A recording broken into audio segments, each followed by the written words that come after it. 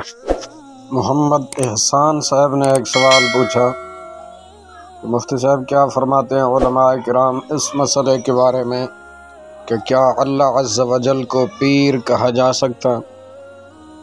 بسم اللہ الرحمن الرحیم۔ الجواب بعون الملک الوہاب۔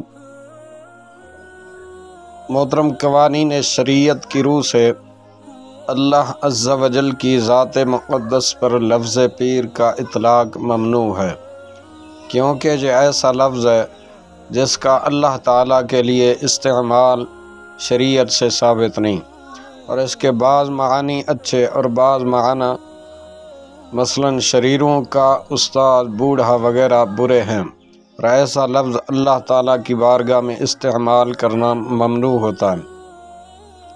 اللہ عز و جل پر لفظ پیر کے اطلاق کی اجازت نہ ہونے پر قریب ترین فقہی نظیر فقہائے کرام کا بیان کردہ یہ مسئلہ ہے کہ اللہ عز و جل پر لفظ میاں کا اطلاق ممنوع ہے، کیونکہ یہ ایک لفظ ہے جو اچھے اور برے دونوں طرح کے معانی میں مشترک ہے۔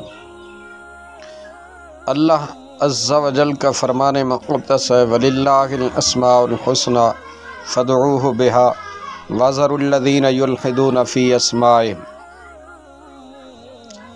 اور بہت اچھے نام اللہ ہی کے ہیں تو اسے ان ناموں سے پکارو، اور ان لوگوں کو چھوڑ دو جو اس کے ناموں میں حق سے دور ہوتے ہیں۔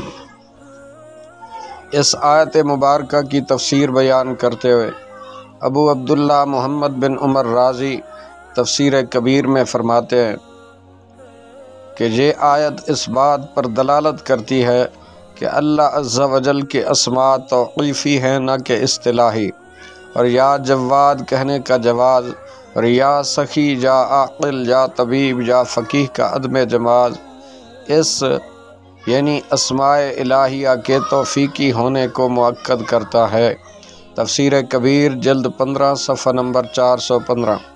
مفسر شہیر مفتی احمد یار خان رحمۃ اللہ علیہ تفسیر نعیمی میں فرماتے ہیں قوی یہ ہے کہ اللہ تعالیٰ کے نام توقیفی ہیں، یعنی اس کو صرف انہی ناموں سے یاد کیا جائے جو قرآن مجید یا حدیث شریف میں مذکور ہیں، یا جن پر امت رسول اللہ صلی اللہ علیہ وسلم کا اجماع ہو۔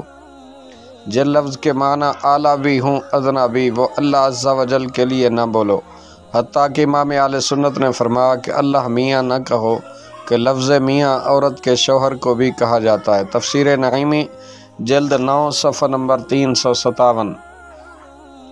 علم الکلام کے مشہور امام سعد الدین تفتازانی شرح عقائد نصفیہ میں لکھتے ہیں پس اگر یہ اعتراض کیا جائے کہ لفظ موجود، واجب، قدیم اور ان جیسے دیگر وہ الفاظ کہ جن کے بارے میں شریعت وارد نہیں ہوئی ہے، ان کا اطلاق اللہ عز و جل پر کیسے درست ہے؟ ہم کہتے ہیں کہ ان کا جواز اجماع کی وجہ سے ہے، جو کہ شرعی دلائل میں سے ایک دلیل ہے۔ شرح عقائد نصفیہ صفحہ نمبر 127۔ ملفوظات اعلیٰ حضرت میں ہے کہ امام اہل سنت رحمۃ اللہ علیہ سے سوال ہوا کہ حضور اللہ میاں کہنا جائز ہے یا نہیں؟ جواباً ارشاد فرما زبان اردو میں لفظ میاں کے 3 معنی ہیں، ان میں سے 2 ایسے ہیں جن سے شان الوہیت پاک و منزہ ہے، اور ایک کا صدق ہو سکتا ہے۔ تو جب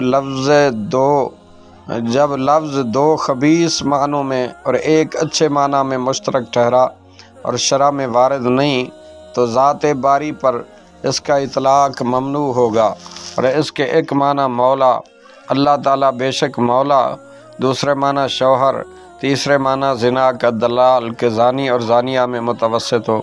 ملفوظات اعلیٰ حضرت صفحہ نمبر 174۔ لفظ پیر کے مختلف معنی کے حوالے سے فیروز اللغات میں ہے پیر، عمر رسیدہ، معمر، بوڑھا، ہادی، رہنما، مرشد، ولی، بزرگ، شریروں کا استاد، اور دوشنبہ پیر یعنی سوموار والے دن کو بھی پیر کہا جاتا ہے۔ فیروز اللغات صفحہ نمبر 350۔ واللہ اعلم عز وجل ورسولہ اعلم صلی اللہ تعالی علیہ وآلہ وسلم۔ اللہم صلی علی محمد وعلی آل محمد عدد ما فی علم اللہ صلاۃ دائمۃ بدوام ملک اللہ۔